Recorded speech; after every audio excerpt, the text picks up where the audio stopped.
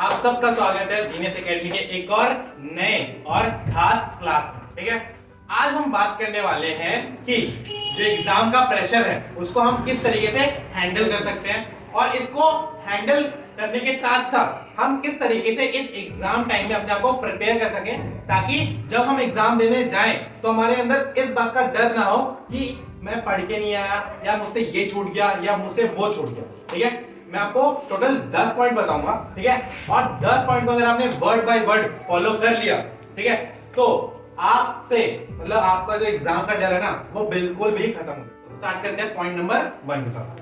Point number 1 सबसे ज्यादा obvious है और वो आपको भी पता है, वो है रिवाइज करना। ठीक है, जो भी सिलेबस हो चुका है उसको अब जो पुरानी कॉपी है उस पे से धूल हटाओ और चालू हो जाओ। ठीक है, जो भी आपने पुराना नोट्स लिखा हो, क्वेश्चन सॉल्व करे हो, ठीक है, कोई चैप्टर किसी के अलग से कुछ बनाया हो, ठीक है, उन सब को पाइल अप करो। ठीक है, और पढ़ने बैठो। इस टाइम पे मैं बता रहा हूं, इस टाइम पे 100 काम आपको एक्स्ट्रा और मिलेंगे जो पढ़ने के अलावा आपको डिस्ट्रैक्ट करेंगे। ठीक है, जो आपको रिवाइज करने ही नहीं देंगे। जैसे मैम बोलेंगी प्रोजेक्ट बना के लाओ, मैम बोलेंगी फाइल बना के लाओ। ठीक है, तो इस टाइम पे ये सारे एक्स्ट्रा काम आएंगे, बट इन एक्स्ट्रा काम जो होगा इसके अलावा तुम्हें रिवाइज करना है। ठीक है, और तुम्हें डेली रिवाइज करना है। ऐसा नहीं कि आज किया कल लेंगे आप परसों कर रहे हो, ऐसा नहीं चलेगा। डेली दूसरा पॉइंट आता है, वो होता है अब आपको डेली पढ़ना पड़ेगा। दूसरा पॉइंट क्या है? अब आपको डेली पढ़ना पड़ेगा। ठीक है, कोई इफ नहीं, कोई बट नहीं, कोई अगर नहीं, कोई मगर नहीं, सिर्फ पढ़ाई। ठीक है, और पढ़ने बैठोगे तो ऐसा नहीं कि बैठे उठ गए, ऐसी पढ़ाई नहीं चलेगी। पूरे साल बहुत मजे कर लिए, अब ये लास्ट के 1 हफ्ता 2 हफ्ता जिसको भी एग्जाम जिस टाइम पे आएगा, ठीक है, उसके हिसाब से देख लेना। ठीक है, जो भी आपके पास टाइम बचा है इसमें आपको सिर्फ और सिर्फ पढ़ाई पे ध्यान देना है। और मेन करके कि आपको ज्यादा से ज्यादा सेल्फ स्टडी। ठीक है, कि ऐसा नहीं कि टीचर के भरोसे बैठा था, टीचर डाउट लेगा तब मैं वो चैप्टर पढ़ूंगा, ऐसा नहीं होना चाहिए। ठीक है, चाहे आपके स्कूल में बोला हो, चाहे मैंने खुद ने बोला हो कि ये चैप्टर मैं इस दिन करूंगा, तो ऐसा नहीं तुम उस दिन उस चैप्टर को पढ़ के आओगे, तुम पहले से अपना शेड्यूल बना लो। ठीक है, तीसरा पॉइंट कि नेक्स्ट क्या है, शेड्यूल बनाना है। लेट्स सपोज हमारे पास 6 सब्जेक्ट है सबके पास, है ना, 6 सबके पास, तो अब 6 सब्जेक्ट में से कुछ सब्जेक्ट ऐसे होंगे जिनको एक दिन पहले भी पढ़ेंगे तो हो जाएगा, अगर ड्राइंग कंप्यूटर होगा तो, है ना, बट कुछ सब्जेक्ट को बहुत ज्यादा टाइम लगेगा, है ना, क्योंकि उनमें सिलेबस भी बहुत है। और जो 9th क्लास में गए हैं उनके लिए स्पेशली, उनके लिए तो पहली बार ऐसा होगा जिंदगी में कि तुम्हें पूरी बुक का पेपर देना पड़ेगा। 8 से पहले तो क्या हाफ ऑफ सिलेबस का देते थे, है ना, 9th क्लास के बच्चों को पूरी बुक का टेस्ट देना पड़ेगा। ठीक है, तो बुक के जितने भी चैप्टर हैं सारे के सारे, तो ऐसे कंडीशन में क्या होगा, देखो जब मैं भी फर्स्ट टाइम 9th में गया था तो मैंने भी देखा था पूरी बुक आई थी। ठीक है, उस टाइम मेरे पास कोई प्रॉपर प्लानिंग नहीं थी कि मैं किसको किस तरीके से लूं, उस चक्कर में मेरे बहुत नंबर कम आए थे 9th में।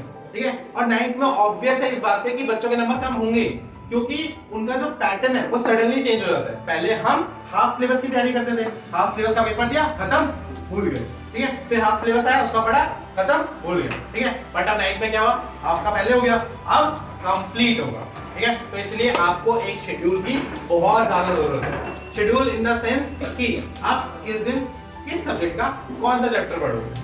ठीक है, लेट्स ऐसा शेड्यूल बनाना चाहिए ना कि अगर मैं आपसे 2 दिन बाद पूछता हूं कि आज शाम को 5 बजे तुम क्या कर रहे हो, तो तुम बोलोगे भैया 2 दिन बाद शाम को 5 बजे मैं इंग्लिश का ये वाला चैप्टर पढ़ रहा हूँ।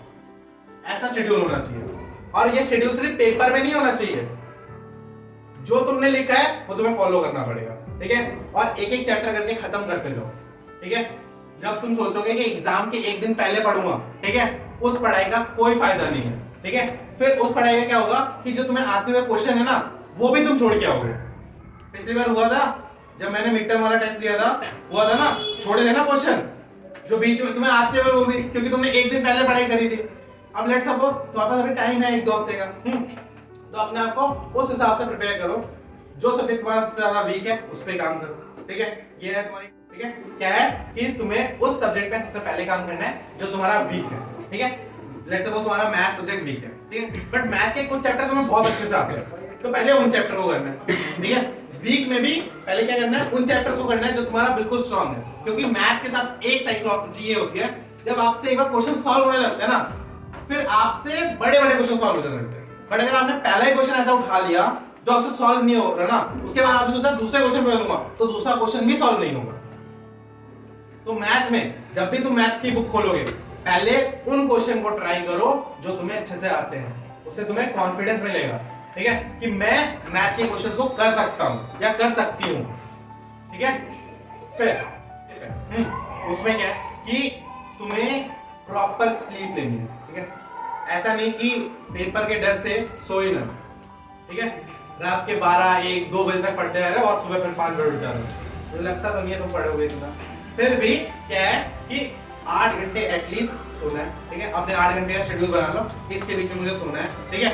और अटेंडेंस तो पूरी हो गई, तुम्हें आप स्कूल अगर तुम 2-3 दिन छुट्टी भी मार लोगे ना, नो प्रॉब्लम, तुम अब घर पे बैठ के, क्योंकि स्कूल में जाओगे, स्कूल में पढ़ाई के नाम पे कुछ नहीं हो रहा होगा। अभी लास्ट टाइम है, टीचर सब भी अपनी डायरी वायरी कंप्लीट करने में बिजी होंगे या किसी काम में बिजी होंगे, तो इस टाइम तुम छुट्टी भी मार सकते हो, इसलिए अटेंडेंस का कोई उतना नहीं है, ठीक है।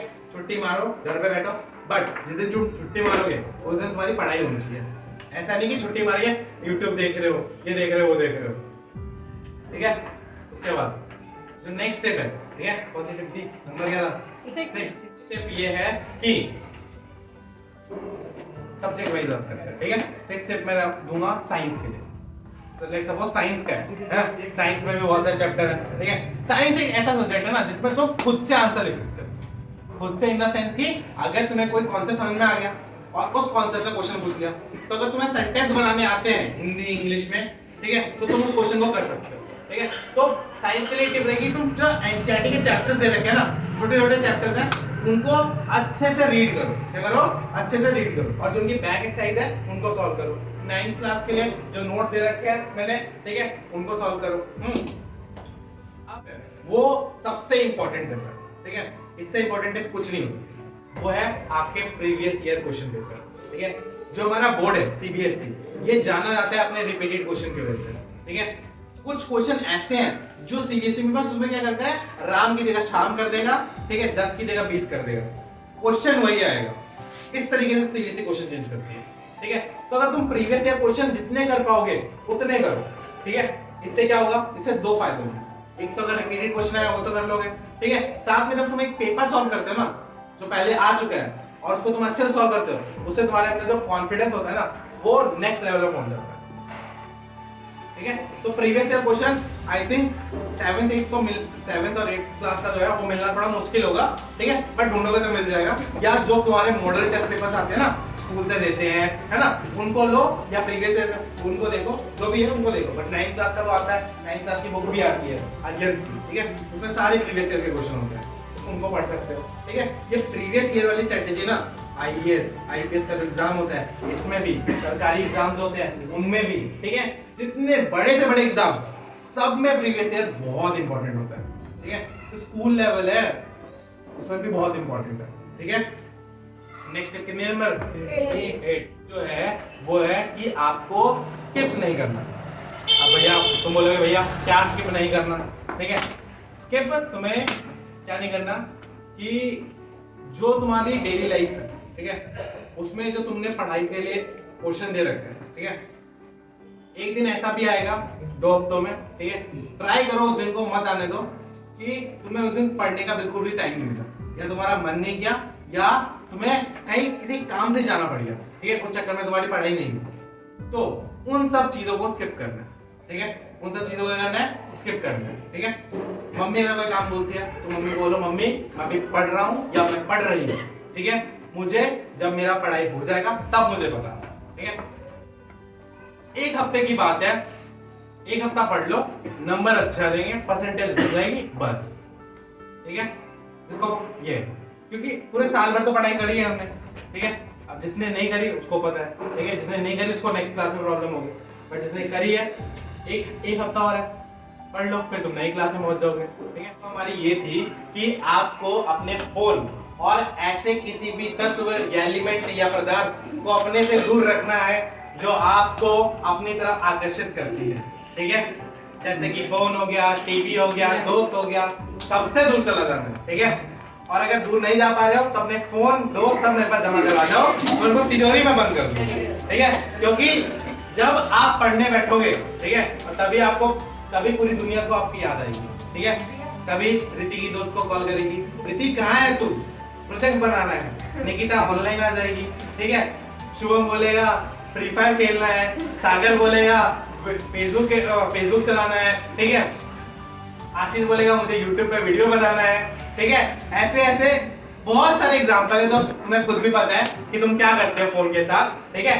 तो इन सब चीजों को अपने से 2 हफ्तों के लिए, सिर्फ 2 हफ्तों के लिए दूर रखना है, जब तक एग्जाम नहीं हो जाते, ठीक है। एक बार एग्जाम खत्म, टेंशन खत्म, फिर चलाओ फोन, वैसे भी चलाने वाले हो, ठीक है। मेरे 2 हफ्ते बोला, तुम मानोगे तो नहीं, अभी घर जाके चलाओगे, ये तो मुझे भी पता है, ठीक है। बट कोशिश करो कि 2 हफ्ते में कम से कम फोन पे तुम्हारा टाइम वेस्ट हो, ठीक है। मुझे पता है फोन कभी कभार ऐसा भी होता है कि यूट्यूब से हमें कुछ पढ़ना हो, कोई समझना हो, तो तुम उसके लिए यूज कर सकते हो। बट जब तुम पढ़ने बैठोगे तब तुम फोन लेके नहीं बैठोगे, चाहे तुम्हें कितने ही डाउट है, कितना ही कुछ है, तुम्हें फोन लेके साथ में नहीं बैठोगे, ठीक है।